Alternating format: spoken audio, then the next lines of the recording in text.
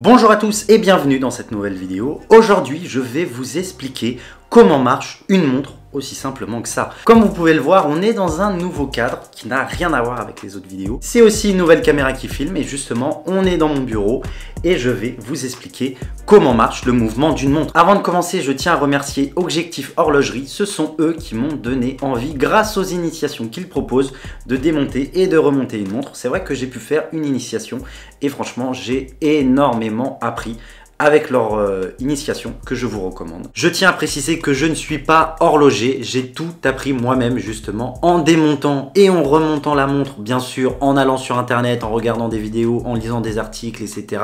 J'ai fait tout ça moi-même, donc j'ai dû apprendre tout ça tout seul. Donc s'il y a des moments, il y a des termes qui ne sont pas exacts, ne m'en voulez pas parce que je ne suis pas horloger tout simplement. Commençons maintenant par les bases et par définir tout simplement ce qu'est un mouvement. Un mouvement, c'est l'ensemble des pièces motrices qui permet de faire fonctionner une montre. Dans cette vidéo d'ailleurs, je tiens à préciser que je ne vais pas parler des mouvements à quartz ou de d'autres mouvements un peu plus spécifiques. Là, je vais vraiment parler des mouvements mécaniques à remontage manuel et des mouvements mécaniques à remontage automatique où vous allez voir qu'il y a une différence que je vais expliquer juste après. La différence entre ces deux types de mouvements réside dans le nom, vous l'avez compris. Le premier, le remontage manuel, se fait manuellement. On va remonter sa montre nous-mêmes en tournant la couronne de remontoir, ce qui va permettre au réservoir d'énergie d'emmagasiner de l'énergie dans le ressort de barillet. Et à partir d'un certain moment, quand ce réservoir d'énergie sera vide, forcément la montre va s'arrêter de marcher. Et pour la refaire marcher, il faudra tout simplement remonter manuellement une nouvelle fois sa montre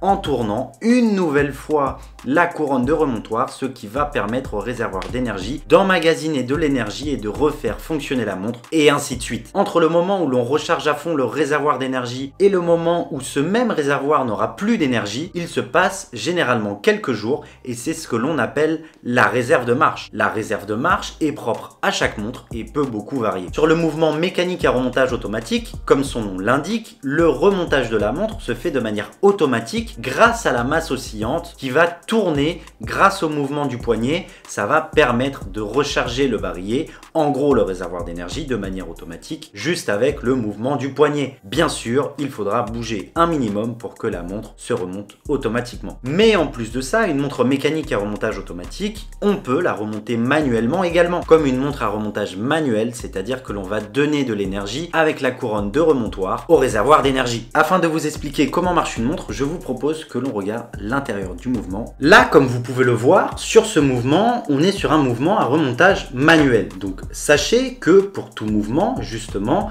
le fonctionnement d'une montre réside en 5 étapes. Il y a tout d'abord la source d'énergie.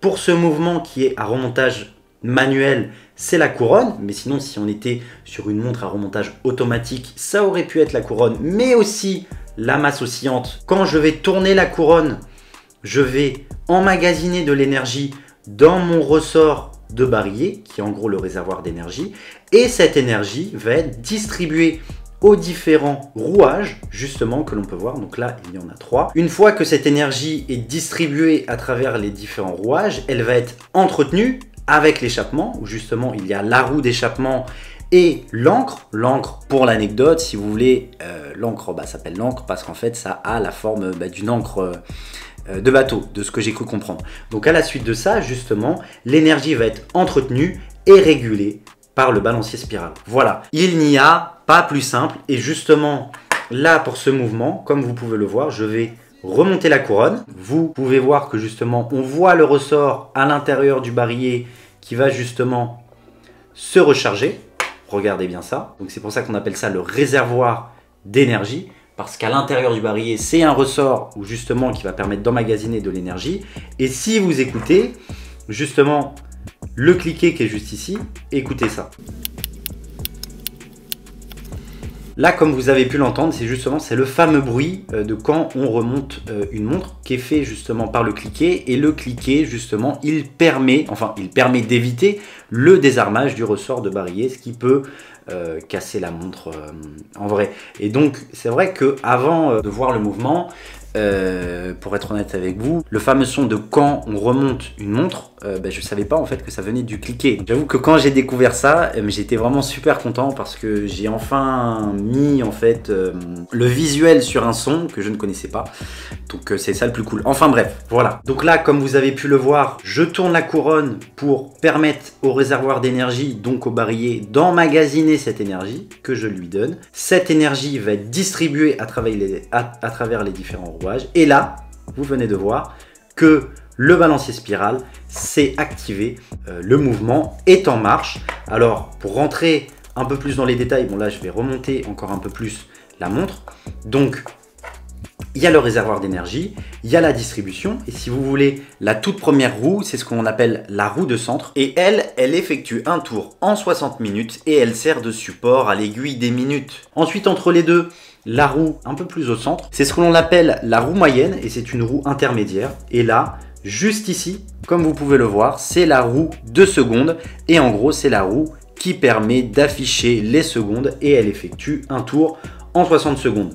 Bon là on le voit un peu moins, mais typiquement juste ici, il y a l'échappement qui est composé de l'encre et de la roue d'échappement et qui permet justement l'entretien de cette énergie et la régulation. Et si vous voulez, en fait, la roue d'échappement permet de laisser échapper l'énergie acheminée par les rouages à l'encre d'une manière intermittente. L'énergie transmise en continu par le ressort de barillet doit être découpé en unités régulières afin de comptabiliser le temps qui permet aux différentes roues d'afficher l'heure, mais ça se passe dans la partie, enfin on appelle ça côté cadran. Pour l'organe d'entretien donc qui est composé de l'échappement, et dans cet échappement il y a l'encre et la roue d'échappement, cet ensemble permet justement d'entretenir la réserve d'énergie qui est transmise dans le barillet. Et si vous voulez, comme on peut le voir, l'encre bloque et libère la roue d'échappement d'une façon constante et précise, ce qui permet aux différents rouages de tourner. Maintenant, on va s'attarder au balancier spirale. Le balancier spirale qui est le cœur de la montre, c'est vrai que quand on regarde un mouvement, enfin quand on a une montre squelettée ou quand justement on peut voir le mouvement d'une montre, c'est vrai que c'est l'élément qui nous saute le plus aux yeux, où on a l'impression avec cet élément que la montre vit et que la montre a un cœur, et je trouve ça quand même assez fou. Le balancier spirale permet de réguler la marche du temps grâce à ses oscillations, et il se trouve qu'il est responsable de la précision de la montre. Même si on rentre un peu plus dans les détails, l'encre va donner l'impulsion au balancier spirale pour qu'il effectue une rotation. Pendant cette rotation, le spirale se comprime, équilibrant ainsi la force envoyée. Puis le spirale se détend et oblige le balancier à venir en arrière. C'est ce que l'on appelle faire un va-et-vient. Il s'agit tout simplement d'une oscillation et justement une nouvelle impulsion, alors donnée par l'encre. Une oscillation fait donc deux alternances. Et d'ailleurs, en parlant du balancier spirale, on va aussi parler de fréquence, parce que c'est vrai que plus la fréquence du mouvement est élevée, plus le mouvement va être précis. C'est vrai que la fréquence que l'on retrouve le plus, c'est des mouvements en 4 Hz, donc c'est-à-dire 28 000 alternances par heure. Après, sinon, il y a des mouvements 3 Hz, donc c'est-à-dire 21 600 alternances par heure, et on peut même retrouver des mouvements 5 Hz, comme par exemple le El Primero de chez Zenith, qui effectivement était un chronographe qui avait une alternance de 36 600 alternances par heure. Et si vous voulez, la fréquence est le nombre d'oscillations en une seconde. Après avoir vu ces 5 différentes étapes, l'énergie est ainsi régulée et transmise aux aiguilles par un enchaînement de roues. J'espère vous avoir appris quelque chose dans cette vidéo, et j'espère aussi que maintenant le fonctionnement d'une montre, que ça soit à remontage manuel comme on a pu le voir ou à remontage automatique, n'a plus de secret pour vous. D'ailleurs, dites-moi dans les commentaires ce que vous pensez de ce genre de vidéo. Moi, ça me plaît énormément de vous apprendre les différentes choses que j'apprends. Donc, n'hésitez pas à me dire si vous aimez bien ce concept. On pourrait continuer sur d'autres formats. D'ailleurs, si vous voulez connaître les différents mouvements de montre qu'il peut exister, cliquez sur la vidéo qui s'affiche. Et moi, je vous dis à tout de suite.